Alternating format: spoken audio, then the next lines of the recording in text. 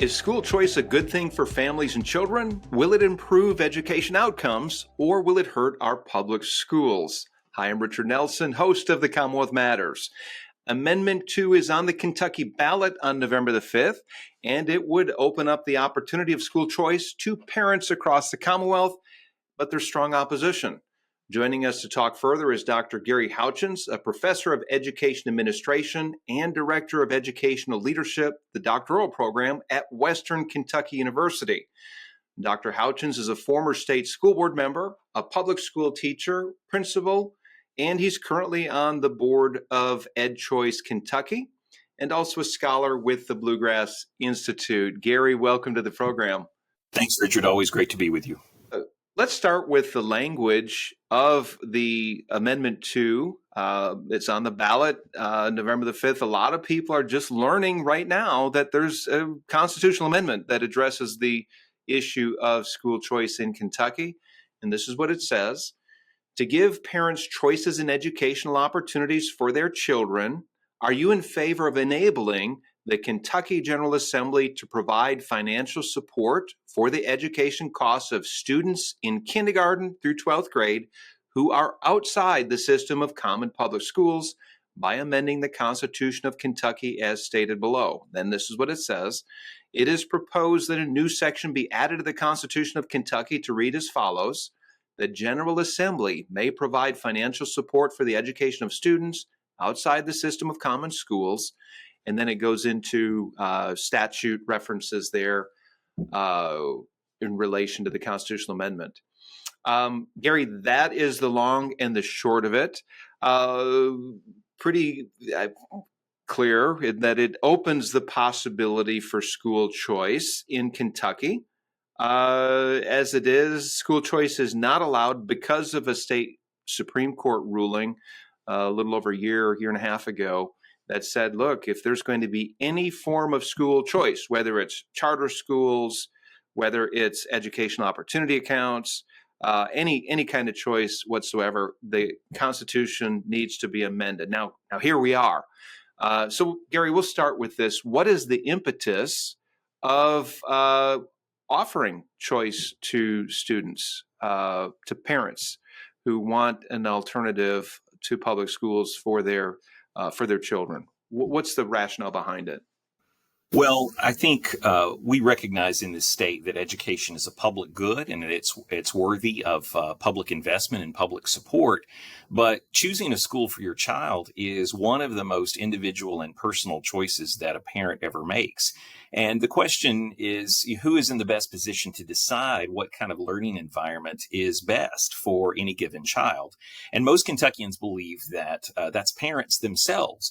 The problem is that there are a great many families in the state who lack the resources to exercise education options. Affluent families do, in fact, have school choice in this state, and they exercise that every day when they, buy a home in the neighborhood with the best schools, or they send their child across district lines to attend a different public school, or they afford private school tuition. The problem is that there are a great many families who do not have the means to do that. And what Amendment 2 does is simply say that the state constitution does not prohibit the legislature from considering programs that would empower parents of all income levels with the same kinds of educational choices that affluent families enjoy every day. Gary, how many states across the country have some kind of school choice program?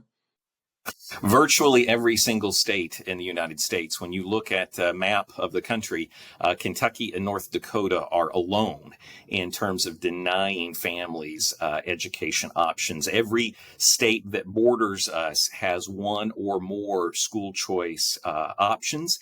And the public schools in those states are doing every bit as well, if not better, than Kentucky's, which proves that one of the arguments that school choice and Amendment 2 would somehow destroy public education is simply not true based on the experience of other states. Yeah. Gary, education outcomes in the Commonwealth of Kentucky have not been stellar in over really several years. According to the latest NAEP, the National Assessment of Educational progress, I believe is what it's called. Uh, Fourth graders in the Commonwealth of Kentucky are performing at 47% proficiency in areas of reading, and they are 43% proficient in math. Is that correct? That's right. Yeah, it's essentially less than half of our fourth graders in this state are performing at grade level in the core subject areas, and there are a lot of reasons for that, but certainly no one in the state should be satisfied with our educational outcomes. Why isn't there more concern? That should be headline news in the major news publications across the state, major TV outlets. Now, maybe it was, I might have missed it. It doesn't seem to be an area of concern where there's urgency, at least for some people, because you have public school teachers and the public school establishment saying, they're not really focusing on that. They're not apparently or seemingly concerned about education outcomes. And look, if we are not educating our kids at the grade school level, they're not prepared to go on to middle school and to high school, and certainly not onto higher ed. Why isn't there more concern over this? Why isn't there an outcry saying, "Hey, half of our fourth graders are not reading at grade level. They're not, closer to 60% are failing when it comes to math outcomes. Why isn't there more outcry?" Yeah, it's a real shame, and as you said, it's a really critical issue because there's a lot of data that suggests that children who are not reading on grade level by the fourth grade statistically are highly unlikely to ever perform at grade level at any point in their educational career, which sets them behind for the rest of their lives in terms of multiple outcome metrics. I think sometimes educators want to make themselves feel better by recognizing that we've had stagnant student achievement in this state and in many other states for a great number of years. And when the outcomes are flat like that for a long time, you begin to look for other excuses as to why we're not making more progress. And one of the arguments that we want to hear is that we're not investing enough in education. If we just spent more on our public schools, they would do better. But in fact, Kentucky is spending a record amount of inflation-adjusted tax dollars in support of our schools. It may not be enough to satisfy some members of the education establishment, but it's simply not true that we have underfunded education. The Heritage Foundation recently did an analysis of educational efficiency, where they looked at the achievement outcomes based on the number of dollars that are spent per pupil in each state. And they did a ranking. It was sort of a bang for your buck sort of analysis. And what they found is that Kentucky is the 43rd state in the nation in terms of educational efficiency. We're one of the worst for getting good learning results for each education dollar that we spend, whereas many other states that have school choice, including Tennessee just to the south of us, do far better. Tennessee was ranked third in the nation in terms of educational efficiency, and they enjoy a number of different school choice policies there. Gary, when you talk about education efficiencies, you mentioned bang for the buck, but is that in relation to the outcomes? So in Tennessee, for example, they're being efficient with their dollars, and their kids are learning more. They're attaining better what they're learning in the classroom. They've got higher scores in math and in reading. Is that what you mean by the bang for the buck? That's exactly right, and they do that with charter schools and a voucher program that enables low-income families to have other education options. So there's no evidence there that public education is being destroyed in Tennessee or other states. Gary, you gave a presentation recently to a group of concerned citizens, parents, other interested groups down in Bowling Green, and you talked about choice, how this is something that we value and prize in our country. And when it comes to education choice, it's something that has been dismissed or somehow in a different category. Can you expand on that? I heard a little bit of your talk, but can you expand on that a little? Sure. Yeah. I think the best way to illustrate this is to look at other forms of public investment where we recognize that the beneficiary deserves the option of choosing a provider. So, for example, we believe in this country that access to higher education is a public good, and therefore we have a federal Pell Grant program that enables low-income students to use tax dollars to attend any college or university that they can be admitted to, public or private, including faith-based. When it comes to healthcare, we do the same thing. We have Medicare and Medicaid because we believe that access to healthcare is a public good, but we honor the patient with the dignity of choosing their doctor or their hospital. And so we have all these other examples where we recognize that a public good that is very personal in terms of how it is delivered is one that the beneficiary should have some options in terms of how they access that. It's only in K-12 education that we systematically deny low and middle income families a choice that affluent families enjoy every day. So it's a fundamentally unjust situation. Yeah, choice is certainly an American value. It's something that we prize. But unfortunately, there are those who don't think, as you mentioned, that parents and students should have a choice when it comes to education. The largest group in the Commonwealth of Kentucky opposed to Amendment 2 is called Protect Our Schools Kentucky. They're the leading opponents. They have the Kentucky Educators Association behind them, and there's national teachers unions behind them. I understand that it's in the millions of dollars that has been allocated so far. There's some projections that are saying it could be $10 million by the education establishment to defeat Amendment 2. Gary, you've alluded that it's not factual that school choice will hurt the public schools, but this is their strong argument. They're saying, look, if we have some kind of choice, it will hurt public schools. Particularly, and this is a point on their website, there's 5 reasons to vote against Amendment 2 that they say, but one of them is in particular, it will hurt. I'll quote from it directly. They use the word vouchers. We'll talk about that in a minute. Vouchers will negatively impact our rural public schools the most. So just talk about school choice in particular, then we'll unpack what they mean by vouchers. So is it going to happen? Is it true? Is it going to hurt the rural public schools the most? That's certainly not been the case in other states. The Brookings Institute recently did a study that found that 59% of all children living in designated rural areas live within 10 miles of a private school option. And so it is not true that rural families will have no benefit from school choice. Naturally, there are more private school options available in larger urban areas. There are also more public school options available in larger urban areas. But that does not mean that there aren't any available in rural communities. And therefore, rural families have a real distinct opportunity to benefit from it. And it's important to note, though, that the exact wording, the precise wording of Amendment 2 makes it clear that it does not change anything about Kentucky's current school funding mechanisms.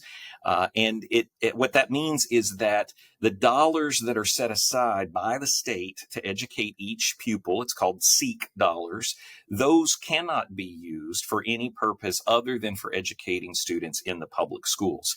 And that's the plain wording of the Constitution and the previous court precedents and even state law. Amendment 2 does nothing to change any of that.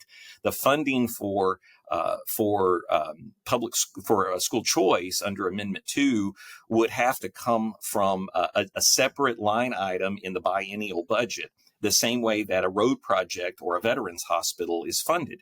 And no one suggests for a moment that road projects steal money from the public schools or veterans hospitals or anything else. So it's a disingenuous argument about what Amendment 2 does and how it affects public school funding. Have you ever wondered why America is the most prosperous nation in history? We've certainly been blessed, but we take the conditions for prosperity for granted. That's why CPC is hosting the Toward a Better Bluegrass Conference. We've invited some of the top thinkers and leaders to speak about the sources of our economic strength. Biblical principles, America's founding framework, and individual capacity are a few issues that we'll be addressing. So please join us on October the 18th in Lexington. And for more information, go to our website, commonwealthpolicycenter.org. And we look forward to seeing you there. If you're just joining us, you are tuned into the Commonwealth Matters. I'm Richard Nelson, your host, talking with Gary Houchens about Amendment 2. Gary, Amendment 2 is on the ballot November the 5th. The opposition, Protect Our Schools Kentucky, is calling this, just before I broke in there, you mentioned that it's disingenuous to say that this is going to hurt public school funding because there needs to be enabling legislation to spell out what kind of particular choice will be allowed in Kentucky, whether it is a charter school or whether it is EOAs or vouchers. Now, they are calling this a voucher amendment. On the Protect Our School Kentucky website, they say it 4 times as far as 5 reasons to vote against Amendment 2. They say this: vouchers divert critical resources away from public schools and instead send them to unaccountable private schools. I guess we'll start with there. Respond to that. Do they divert critical resources away from public schools? Well, no, Amendment 2 does not, as you noted, does not set up any program whatsoever. The state legislature will have to come back in a future session and decide what kind of school choice policy is best for Kentucky, whether that be charters or a voucher program or an education opportunities account, which has previously passed the state legislature. And so Amendment 2 does not set up a voucher or any other type of program. It merely states that the Constitution cannot be construed to prohibit such programs in the future. So, Gary, are you saying that they're misleading on their website? I quoted verbatim what it says: 5 reasons to vote against Amendment 2, and then vouchers divert critical resources. Are they misleading? They're absolutely misleading. They are using scare tactics to try to upset public school teachers and the general public and misinform them about what school choice is and how it actually works. Yeah, thank you. And I wanted to spell this out very clearly because it's clear that they are misleading, that they are scaring teachers. I find this troubling that you would have teachers who, look, most of them are in it for the right reasons. Most of them are doing a good job doing what they can do to educate our young people. But you have, I would say it's a special interest part of the education establishment that is doing all they can to defeat Amendment 2. Their concern is that the public schools are going to see a loss in resources. However, I've heard it explained this way, and nobody's talking about this, that if parents choose to take, if there was a voucher, which there's not, and it takes legislative action to enact them, and it's not even a given, Gary, you know this, the makeup of our state legislature is divided, even though it's controlled by Republicans. There is not consensus on whether or not vouchers are a good idea or good public policy. That's a whole nother battle. But there is this argument that it will take some money from public schools, but nobody's talking about if these parents choose to take their children out of the public schools, that is one less child that we will need resources for. Currently, I understand it is close to $20,000 per student in Kentucky to educate them. Is that a figure that you're familiar with?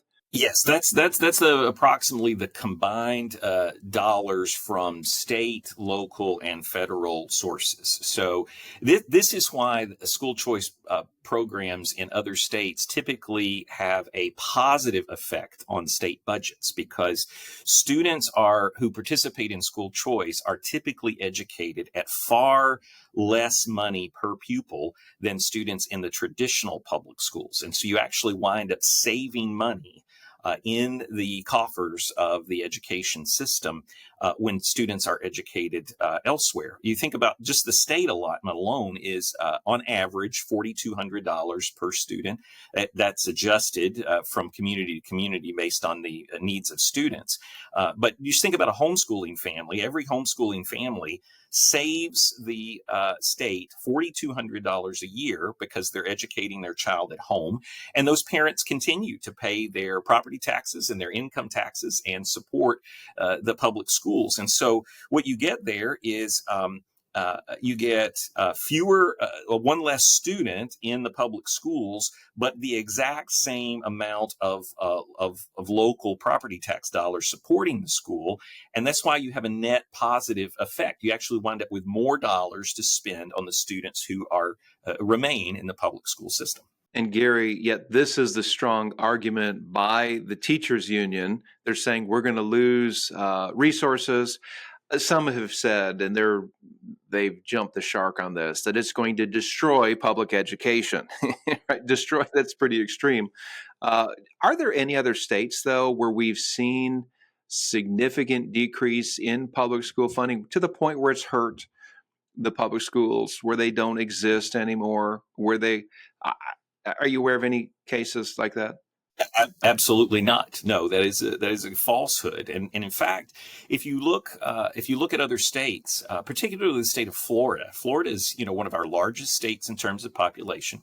It has some of the oldest school choice policy mechanisms. Virtually every different kind of school choice is available in the state of Florida, and it has one of the highest levels of participation.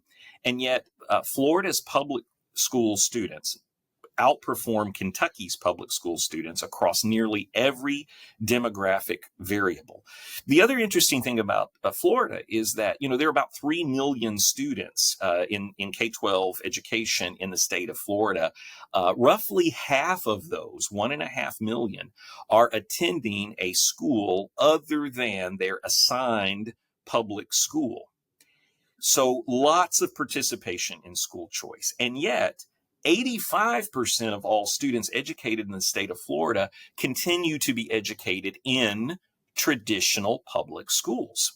So what that tells you is that the public schools, even in a school choice rich environment, continue to enjoy public support. Parents want to send their kids for a wide variety of reasons to a public school. And so Florida has not seen any kind of mass exodus from their public schools because of school choice, but you do see families making choices on behalf of their children to select the school that is the best fit for them. Often it is a public school. So if the opponents of Amendment 2 were correct that school choice destroys public education, Florida should be a case study of that destruction. And in fact, it's just the opposite. Public education is thriving in the state of Florida, just as it will thrive in the state of Kentucky, even if we give families more options. Yeah.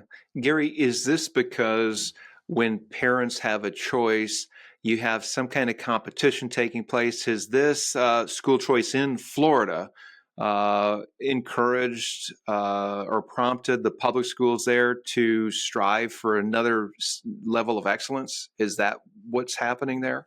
I think that's a reasonable speculation. I don't know that we can gather empirical data that proves that it is the competitive effect that has driven education improvement in Florida, but it certainly seems to make sense that when public schools recognize they no longer have a captive audience, that they actually have to appeal to parents and be the school of choice for parents, they will go out of their way to become more customer friendly and to pay more attention to students' learning environment and their outcome. That's the way competition functions in virtually every other sector of society. Makes sense that it would also function that way in education. Gary, one of the reasons why parents in Kentucky are looking for options to their public schools is because of discipline in the classroom and behavior issues. If you've read the headlines across the state in the last several weeks, you've seen where there has been violence in Louisville schools, violence in Lexington schools. It's at an extreme level. I don't know if this is just being reported more, but it is a real issue. I was with a family the other day talking about one of the members of our church who's a principal at the middle school here in Franklin County. He just recently took the job, and they were describing what it was like inside the school, where you had kids who were roaming around the halls during class hours, where you had an administration there that were not holding kids accountable for behaving in class, even being inside a class during the class hours. There was fighting, there was bullying. Well, this led to somewhere over 40 teachers resigning at the end of the year. The principal and the vice principal weren't managing it. It was out of control, was the word that was used. Now there's a new principal there, and they've established some semblance of order. But I'm hearing now that's an extreme situation. I'm not suggesting that this is happening at all of our schools, but it is happening.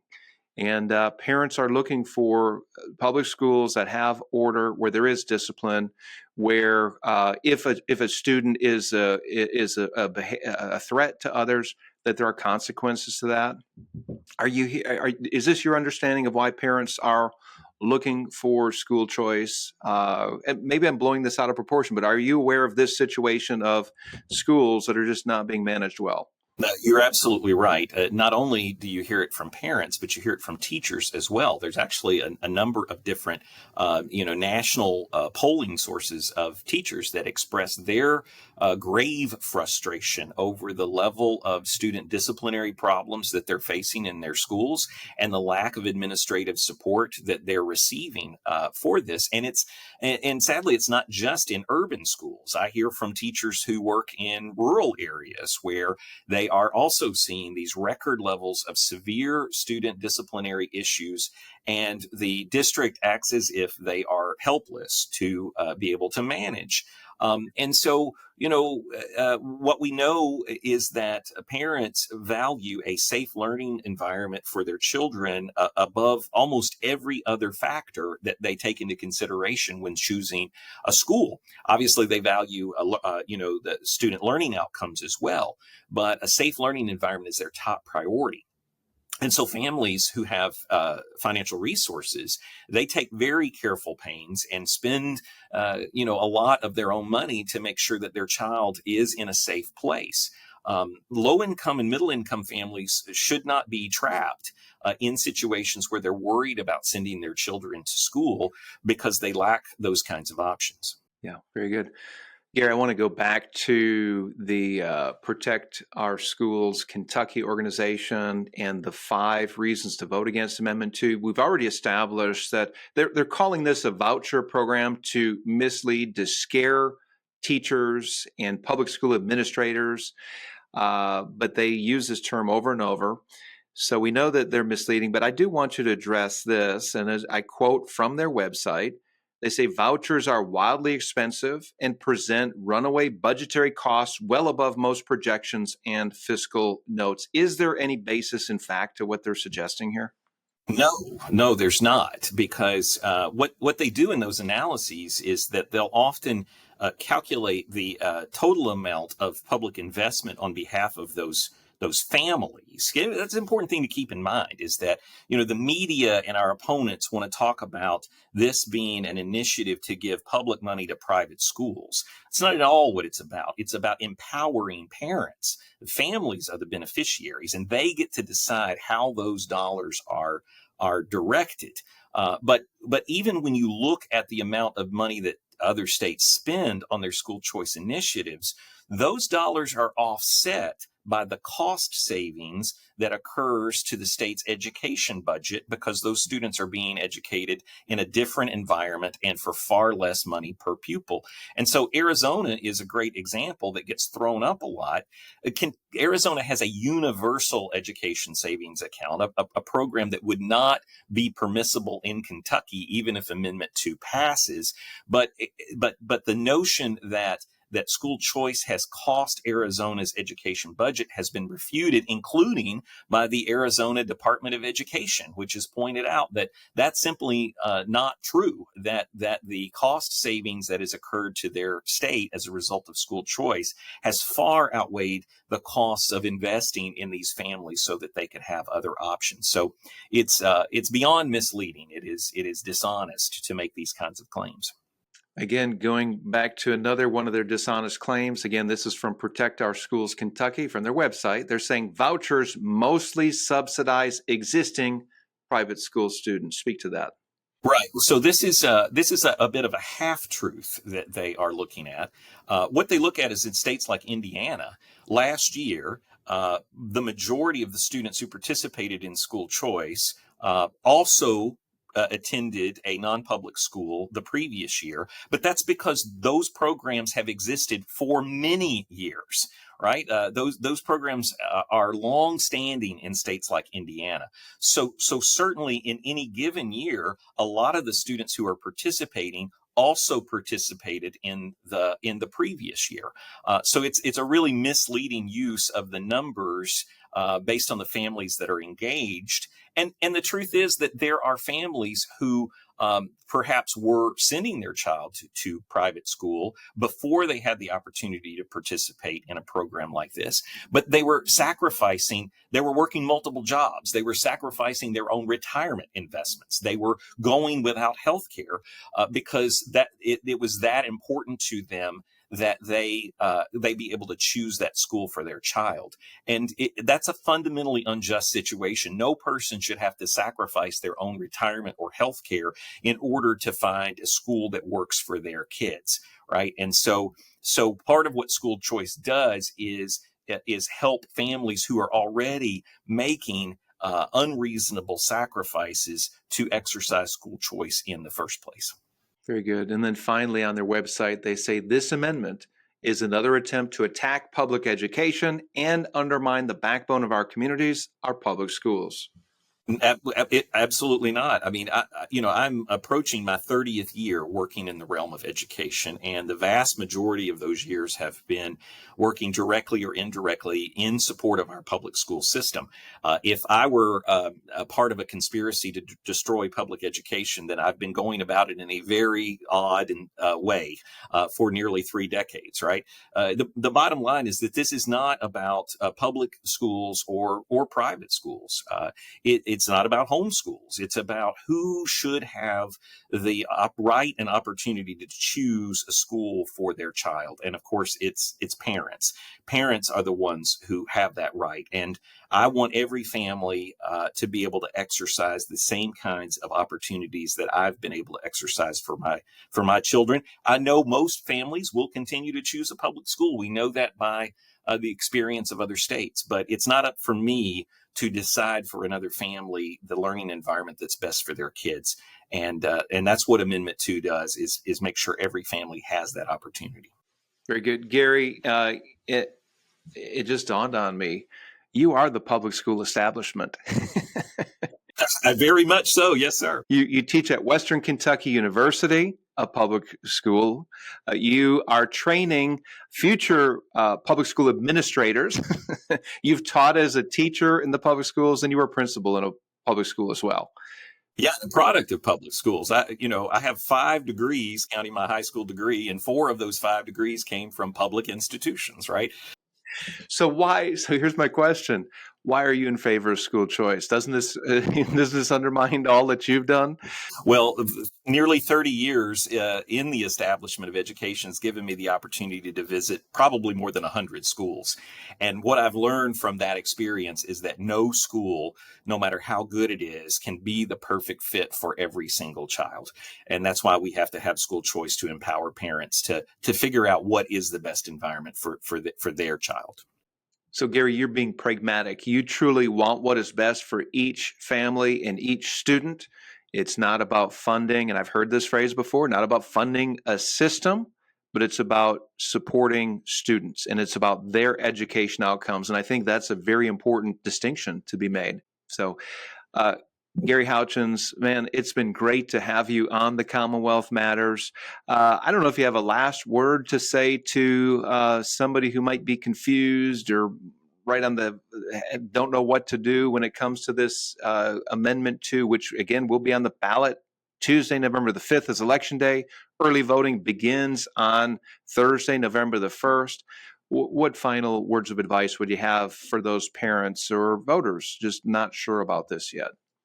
I think I would say, especially to parents or people who have been parents in the past, think about the choices you made for where your child was going to attend school, right? And if you made a choice, don't you believe that every family should also be able to make that choice, even if they don't have as much money as you? That's what Amendment 2 is about. Okay, very good. Gary Houchens, thank you so much for joining us on the Commonwealth Matters. My pleasure.